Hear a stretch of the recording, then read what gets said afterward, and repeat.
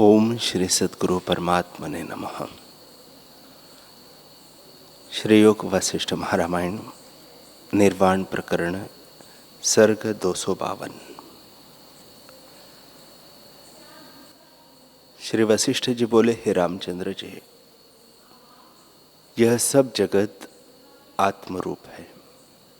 इसलिए हे रामचंद्र जी, सब जगत अकारण और आत्मा का आभास है। कारण से कुछ नहीं बना। अनंत ब्रह्म सत्ता ब्रह्मांड में आभास जगते हैं। वे अज्ञानी को कार्य कारण सहित प्रतीत होते हैं। उसमें नीति हुई है, पर जागकर देखोगे तब सब अद्वैत रूप दिखेगा। न कोई नीति है और न जगत है।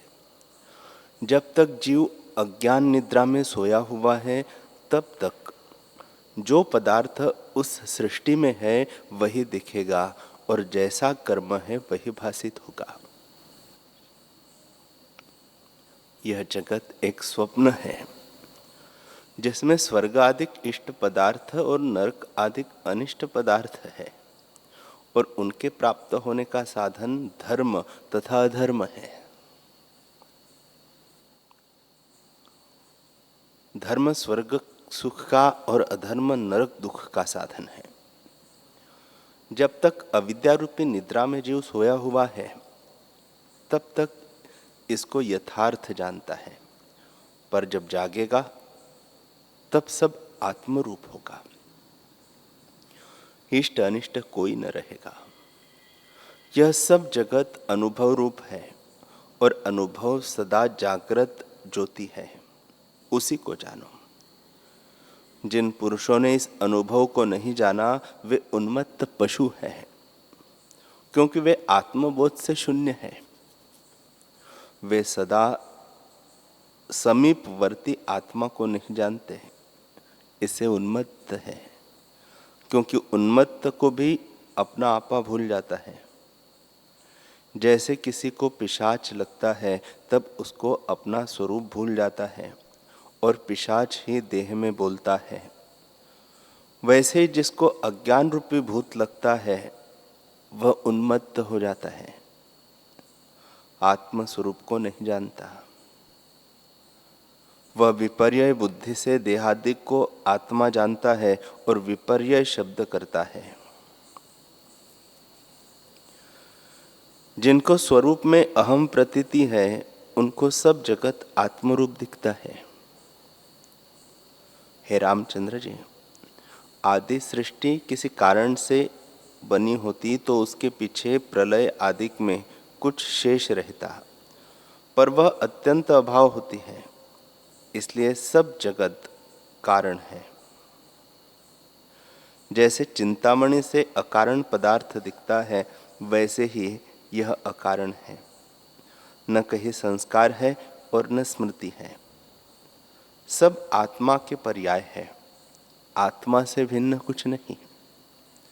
इससे सब जगत को आत्मरूप ही जानो। राम जी ने पूछा, हे भगवान, जो संस्कार से अनुभव न होता और अनुभव से स्मृति न होती, तो इस प्रकार प्रसिद्ध क्यों दिखते हैं? वशिष्ठ जी बोले, हे रामचंद्र जी, तुम्हारा यह संशय भी दूर करता हूं।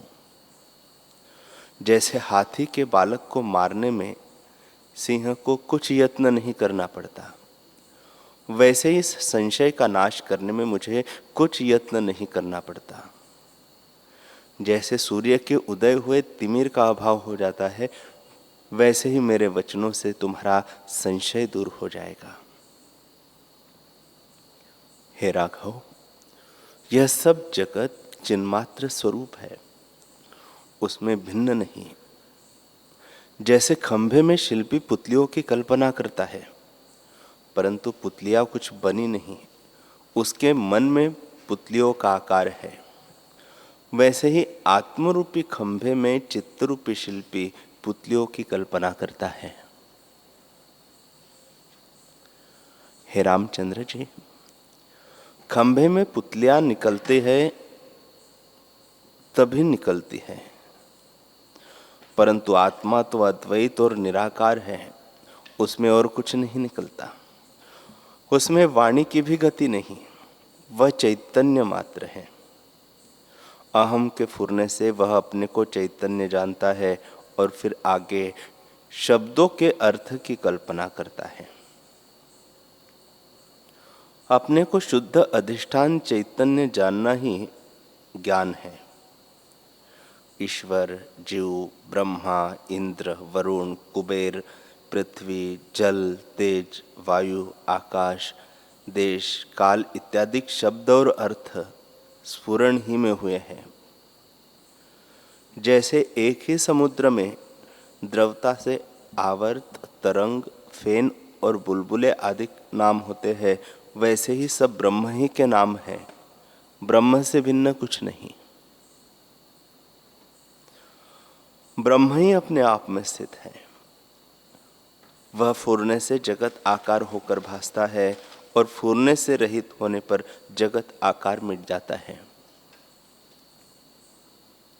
परंतु फूरने न फूरने में ब्रह्म ज्यों का त्यों है। जैसे स्पंदन और निस्पंदन में वायु ज्यों की त्यों है और सब पदार्थ जो दिखते हैं वे ब्रह्म स्वरूप है। जैसे स्वप्न में अपना ही अनुभव पहाड़, वृक्ष आदि नाना प्रकार का जगत होकर भासित होता है, वैसे ही ब्रह्म सत्ता ही जागृत जगत रूप होकर दिखती है। वही कहीं अंतवाहक, कहीं आदि भौतिक, कहीं ईश्वर और कहीं जीव आदि होकर भासित होती है।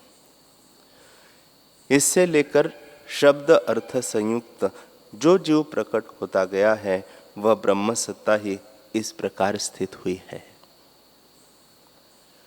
जैसे खंभे में पुतलियां खंभ रूप होती है, वैसे ही आत्मा आकाश में जगत आत्मरूप है।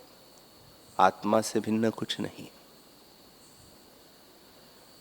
जैसे उसमें जगत आभास है, वैसे ही स्मृति अनुभव भी आभास है।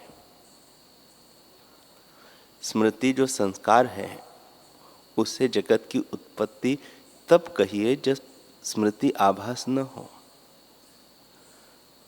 स्मृति संस्कार भी तो आभास है, फिर वह जगत का कारण कैसे हो सकती है। स्मृति भी तब होती है जब प्रथम जगत होता है। जब जगत ही नहीं तो स्मृति कैसे हो। इससे जगत आभास मात्र है, इसका कारण कोई नहीं। हे रामचंद्र जी, स्मृति संस्कार जगत का कारण तब हो जब कुछ जगत आगे हुआ हो, सो तो कुछ हुआ नहीं। और अनुभव उसका होता है जो पदार्थ भासित होता है। सो इस जगत के आदि में कुछ जगत का अंश न था, फिर अनुभव कैसे कहूं। जो अनुभव ही न हुआ तो स्मृति किसकी हो, और जब स्मृति ही न हुई तो फिर उससे जगत कैसे कहो। इसलिए हे रामचंद्र जी, आदि जगत अकारण अकस्मात उपजा है। जैसे रत्न की चमक होती है, वैसे ही जगत है। यह पीछे से कारण कार्य रूप भासित होता है। इससे हे रामचंद्र जी, जिसका कारण कोई न हो उसे जानिए कि उपजा नहीं। वह जिसमें दिखता है वही रूप है। अधिष्ठान से भिन्न कुछ नहीं। सब जगत ब्रह्म स्वरूप है। स्मृति भी ब्रह्म में आभास जगह है और अनुभव भी आभास है। सो ब्रह्म से भिन्न कुछ नहीं और आभास भी कुछ उपजा नहीं। आभास किनाई जगत दिखता है। आत्मसत्ता अद्वैत है, जिसमें आभास, स्मृति, अनुभव, जागृत और स्वप्न की कल्पना कुछ नहीं तो क्या है, ब्रह्म ही है। फूरना जिसे कहते हैं वह कुछ वस्तु नहीं है। जैसे खंभे में शिल्पी पुतलियों की कल्पना करता है, वैसे ही स्पंदन चैतन्य आत्मा में जगत की कल्पना करता है। शिल्पी तो आप भिन्न होकर कल्पना करता है, और यह चित्त सत्ता ऐसी है कि अपने ही स्वरूप में कल्पना करती है और जगत रूपी पुतलियां देखती है। आत्मा आकाश रूपी खंभा है, उसमें जगत भी आकाश रूपी पुतलियां है। जैसे आकाश अपने आकाश भाव में स्थित है, वैसे ही ब्रह्म अपने ब्रह्म भाव में स्थित है। जगत भिन्न भी दिखता है, परंतु अचैत्य चिन्मात्र रूप है, भेद भावना को नहीं प्राप्त हुआ। और विकारवान भी दिखता है, परंतु विकार नहीं हुआ। जैसे स्वप्न में जीव आप ही सब स्पष्ट दिखते हैं, वैसे ही यह जगत अपने आप में दिखता है, परंतु कुछ नहीं है। हे रामचंद्र जी, यही आश्चर्य है कि मैंने अपने अनुभव को प्रकट करके उपदेश किया है। जीव आप भी जानते हैं, स्वप्न में नित्य देखते हैं और सुनते भी हैं, परंतु निश्चय करके जान नहीं सकते और स्वप्न के पदार्थ को मूर्खता से त्याग नहीं सकते।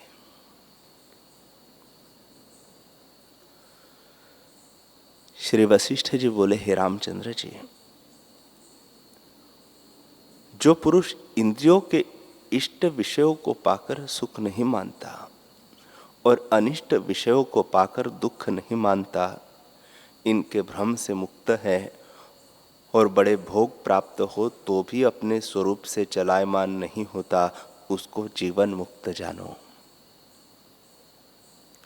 हे रामचंद्र जी, सब शब्द अर्थ जिसको द्वैत रूप नहीं दिखते, उसे तुम जीवन मुक्त जानो।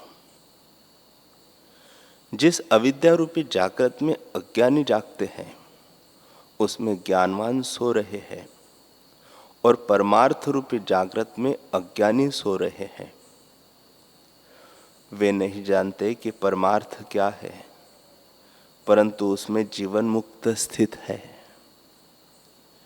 इस कारण ज्ञानवान इष्ट अनिष्ट विषयों को पाकर सुखी और दुखी नहीं होते। उनका चित्त सदा आत्मपद में स्थित है। राम जी ने पूछा, है भगवान, जो पुरुष सुख पाकर सुखी और दुख से दुखी नहीं होता, वह तो जड़ हुआ, चैतन्य तो न हुआ। वशिष्ठ जी बोले, हे रामचंद्र जी, सुख दुख तब होता है जब तक चित्त को जगत का संबंध होता है। जब चित्त जगत के संबंध से रहित चिन्मात्र होता है, तब उपाधिकृत सुख दुख नहीं रहते। जो अपने स्वभाव में स्थित पुरुष है, वे परम विश्राम को प्राप्त होते हैं और सब कुछ करते हैं, परंतु स्वरूप से उनको कर्तव्य का उत्थान कुछ नहीं होता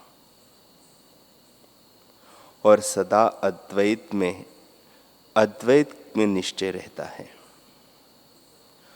नेत्रों से वे देखते हैं, परंतु द्वैत की भावना उनको नहीं फुरती।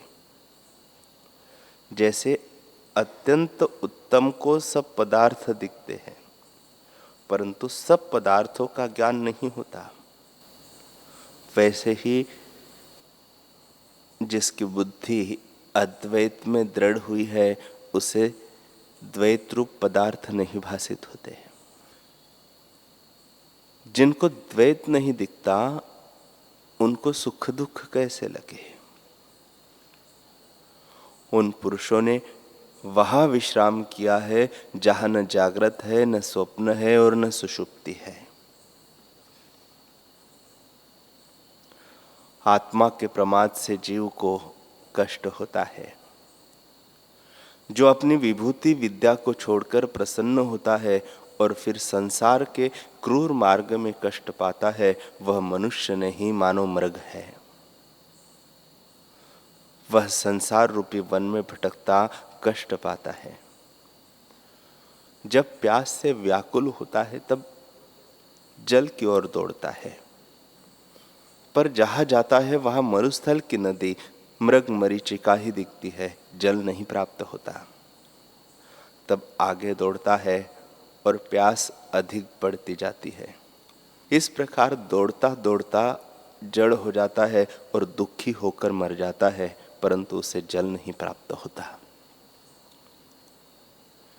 यह जल, दौड़ना, जड़ता और मरना चारों अलग अलग सुनो। हे रामचंद्र जी, मन ही मृग है जो संसार रूपी वन में आ पड़ा है। यह इंद्रियों के विषय रूपी जलाभास को सत्य जानकर शांति के लिए तृष्णा रूपी मार्ग में दौड़ता है, पर वे विषय आभास मात्र है और उनमें शांति रूपी जल नहीं है।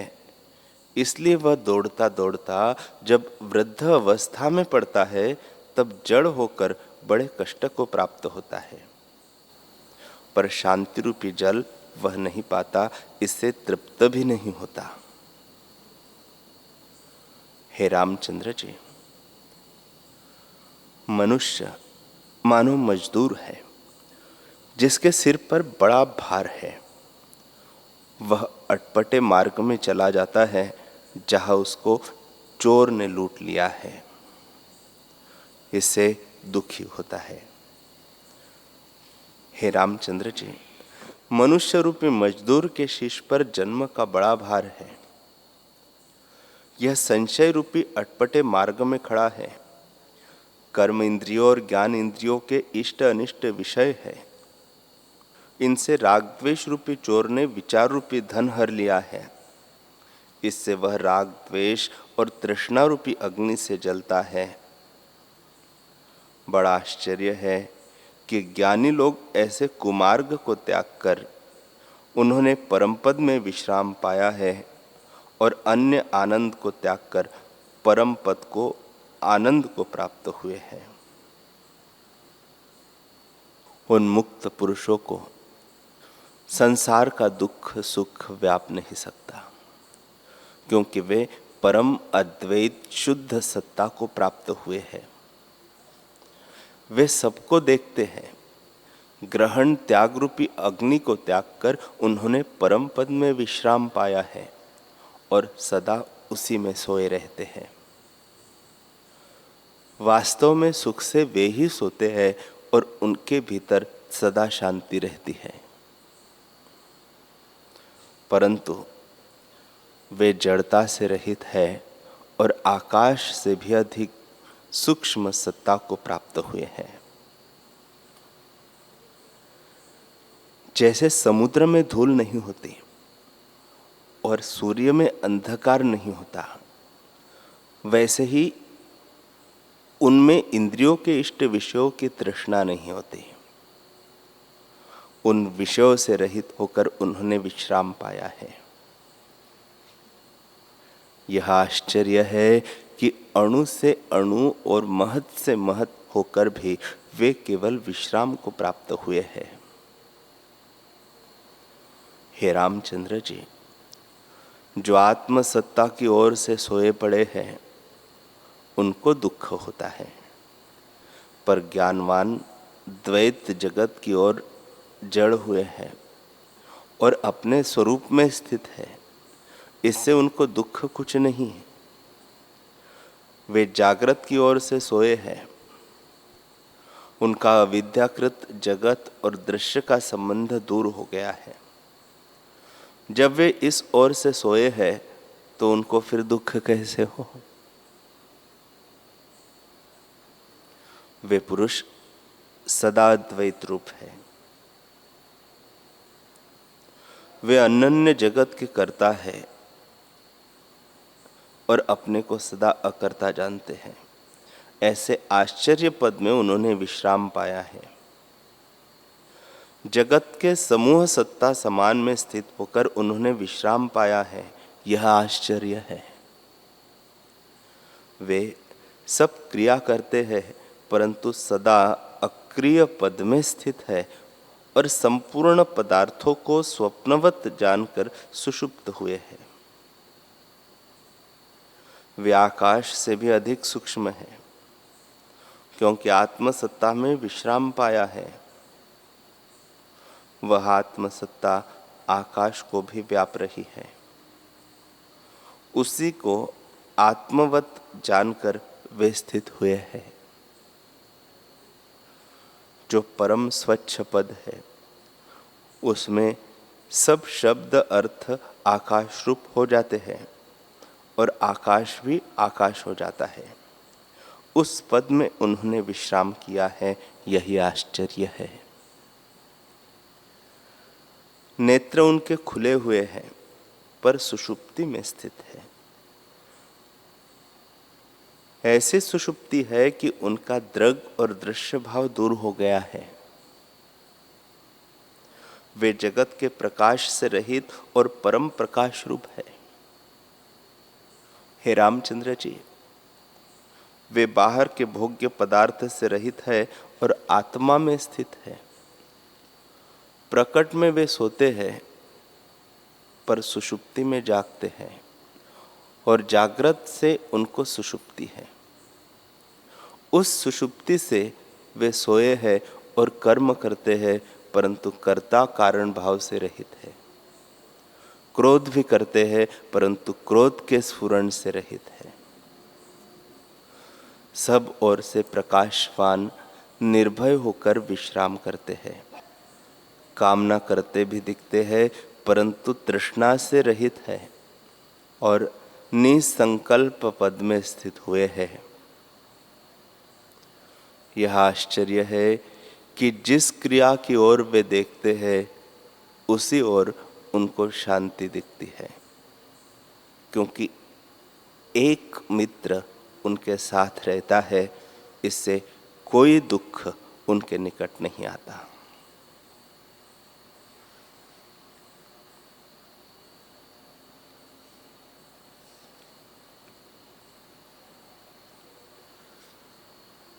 हरि ओम।